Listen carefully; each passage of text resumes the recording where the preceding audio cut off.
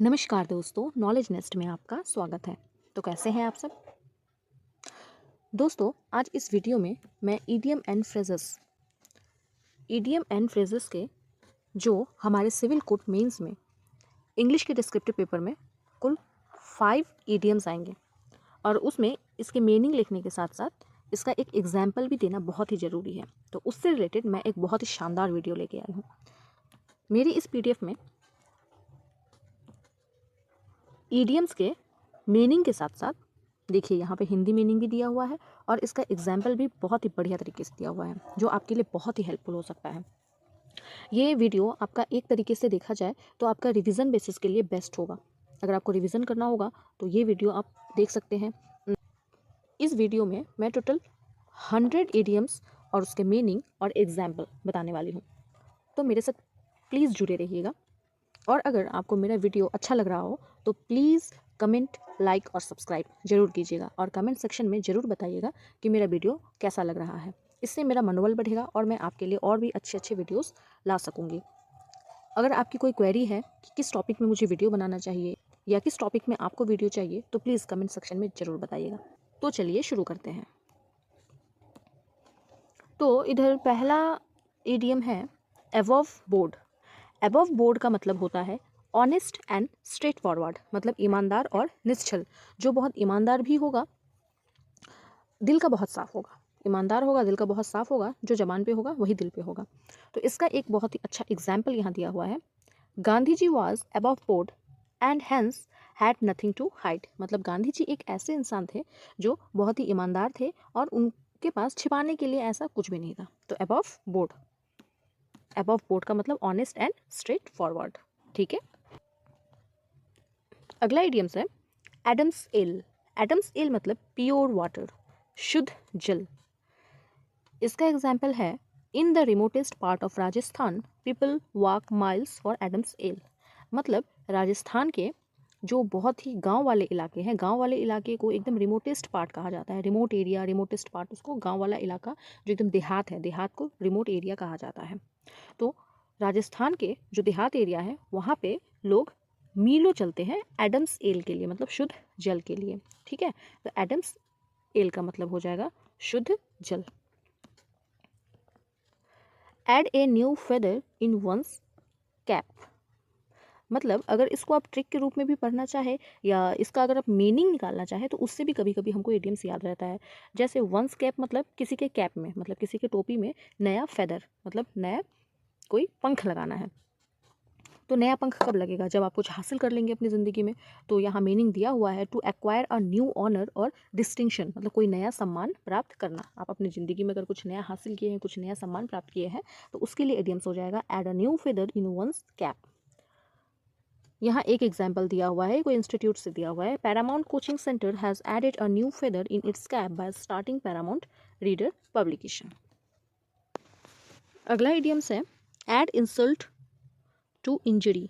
Add insult to injury, इसका meaning हो जाएगा add harm, sorry to harm as well as humiliate, मतलब जले पर नमक छिड़कना। ये तो जाना माना एक मुहावरा है जो हिंदी में हमेशा ही हम यूज़ करते हैं, जले पर नमक छिड़कना। एड इंसल्ट टू इंजरी मतलब किसी को चोट लगा हुआ है उसमें और आप इंसल्ट कर दो तो क्या होगा? एक तो उसको पहले से दर्द है, ऊपर से आप उसका इंसल्ट कर रहे हो, तो जले पे नमक छिड़कने का काम कर रहे हो ना आप। इसका एग्जाम्पल है she has added insult to injury by returning the gift and sending a get lost note, मतलब उसने गिफ्ट लौटाकर और गेट लॉस्ट एक लेटर भेजकर जले पे नमक छिड़क दिया। अगला इडियम्स है after one's own heart. After one's own heart का मतलब हो जाएगा सिमिलर टू यू, मतलब कोई आपके ही जैसा हो, आपके जैसा सोच रखने वाला, आपको जो पसंद है सामने वाले को भी वही पसंद है, तो उसके लिए ये वाला इडियम्स फिट बैठता है। आफ्टर वंस ओन हार्ट मतलब जो आपके ही जैसा हो। Seeing your inclination toward art and literature I can say that you are clearly a person after my own heart. Inclination का मतलब हो जाता है झुकाव, मतलब आर्ट और लिटरेचर के प्रति तुम्हारा झुकाव देखकर मैं ये कह सकती हूँ कि तुम मेरे ही जैसी हो, मतलब मुझे भी आर्ट एंड लिटरेचर पसंद है और तुमको भी आर्ट एंड लिटरेचर पसंद है। अगला इडियम्स है an eye wash. An eye wash का मतलब हो जाएगा अ प्रिटेंस, मतलब दिखावा।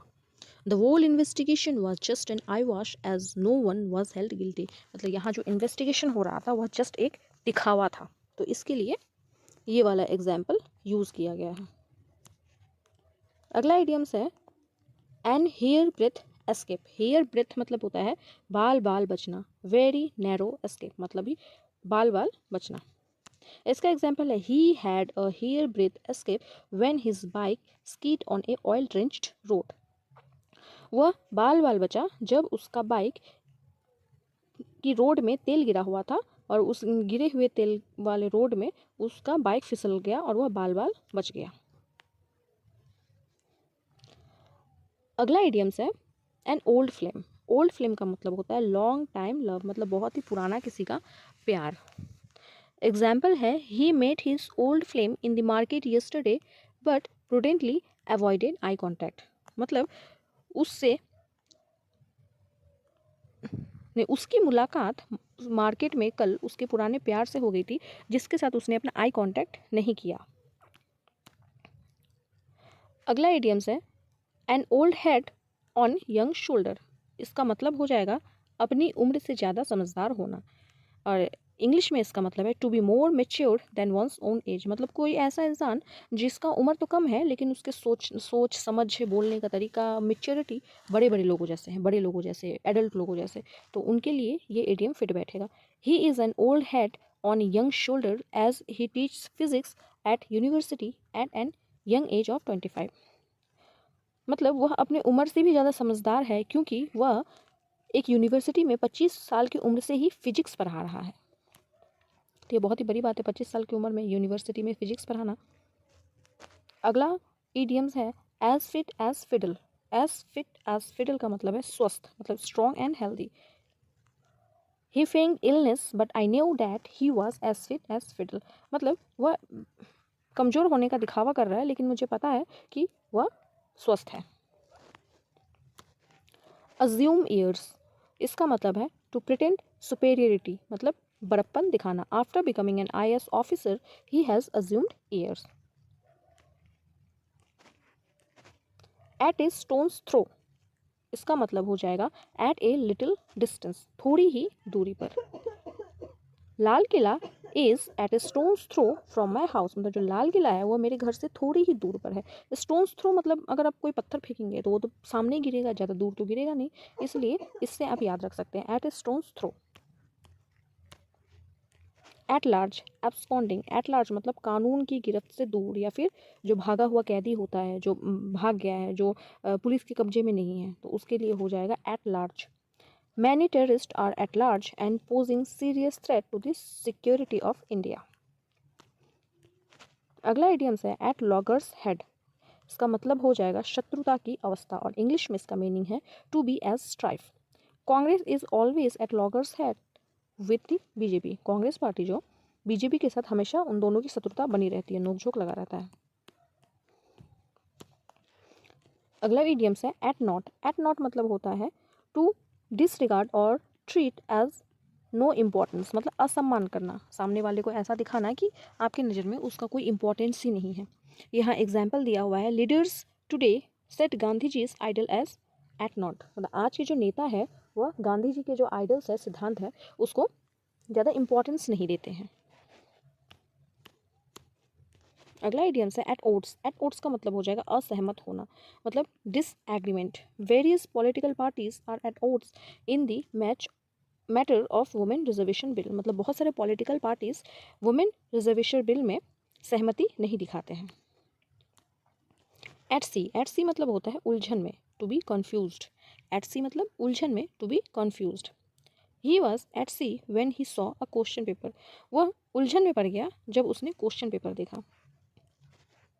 Eight one's beck and call, इसका मतलब हो जाएगा एट सर्विस, मतलब आज्ञा में हाजिर रहना। आप जब भी आज्ञा करो वह तत्पर हाजिर रहे। The servants were always at a beck and call of the rich merchant. जो अमीर व्यापारी था उसके जो नौकर थे वो हमेशा ही उनके आज्ञा में हाजिर रहा करते थे। बैक स्टेयर्स इन्फ्लुएंसेस, इसका मतलब हो जाएगा इम्प्रॉपर एंड प्राइवेट इन्फ्लुएंसेस, ऐसा प्रभाव जो असार्वजनिक हो और सही नहीं हो। He tried to get a government job by back stairs influences, मतलब वह सरकारी नौकरी पाना चाहता था कोई भी असार्वजनिक तरीके से, चाहे वो घूस दे के हो चाहे कोई भी तरीके से हो। बैड एग मतलब हो जाएगा अवांछनीय व्यक्ति, अ वर्थलेस पर्सन। इसका एग्जाम्पल है often a prodigal son of A rich father becomes a bad egg for the society. मतलब अमीर बाप के जो बेटे होते हैं वह एक बैड एग बन जाते हैं, मतलब अवांछनीय व्यक्ति बन जाते हैं हमारे सोसाइटी के लिए, हमारे समाज के लिए। बैंडी वर्ड्स मतलब जुबान लड़ाना, टू आर्ग्यू, इंग्लिश में हो जाएगा टू आर्ग्यू। इसका एग्जाम्पल है the two neighbours usually bandy words and create a lot of nuisance. जो दो पड़ोसी हैं वे हमेशा एक दूसरे से जुबान लड़ाते रहते हैं। नेक्स्ट इडियम्स है बैंक ओपन। बैंक ओपन मतलब किसी पे डिपेंड रहना, डिपेंड ऑन, काउंट ऑन, या किसी पे निर्भर होना। You can bank open us at the time of need. अगर तुम्हें कभी भी जरूरत पड़े तो तुम हम पे निर्भर हो सकते हो। अगला इडियम्स है बैटेड ब्रेथ। इसका मतलब है holding your breath in anxiety, मतलब चिंता या बहुत ही टेंशन के कारण जब सांस रुक जाती है हमारी। We waited for the good news outside the delivery room with bated hair. हम डिलीवरी रूम के बाहर अपने सांस रुके टेंशन में इंतजार कर रहे थे। कॉट रेड हैंडेड मतलब रंगे हाथों पकड़ लेना। कॉट मतलब पकड़ लेना, रेड हैंडेड ये तो देख के ही पता चल जा रहा है कि इसका मीनिंग क्या होगा। To be caught while committing a crime, रंगे हाथों पकड़े जाना। My brother felt ashamed when he was caught red handed reading my personal diary. मेरे भाई को बहुत ही शर्मिंदगी महसूस हो रही थी जब मैंने उसे मेरा डायरी पढ़ते हुए रंगे हाथों पकड़ लिया। Be in the bad book of out of favour मतलब कृपा पात्र न होना। She is in bad book of a parents as she went to see a movie without informing them. वह अपने माता पिता मतलब पेरेंट्स के नज़र में कृपा पात्र नहीं है क्योंकि वह पिक्चर देखने गई थी और अपने माता पिता को बिना इन्फॉर्म किए गई थी। तो आज 25 ईडियम्स तक ही मैं कराऊंगी और हर वीडियो में मैं 25-25 ईडियम्स करके कराऊंगी, जिससे कुछ ही दिनों में कुल 100 ईडियम्स कंप्लीट हो जाएंगे। अगर आपको अच्छा लग रहा है ये वीडियो तो लाइक शेयर जरूर कीजिएगा और जुड़े रहिएगा मेरे साथ। तो मिलते हैं अगले वीडियो में। जय हिंद।